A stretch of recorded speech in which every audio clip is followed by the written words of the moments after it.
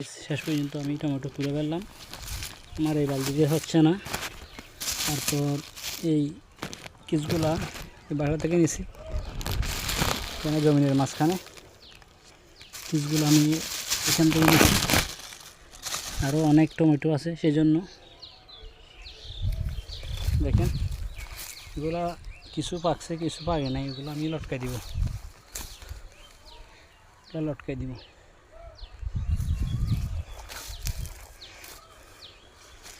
এই এখানে আরও আছে,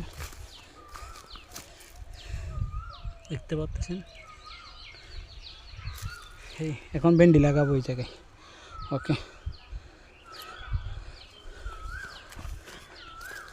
ওকে গাইস, আসসালামু আলাইকুম।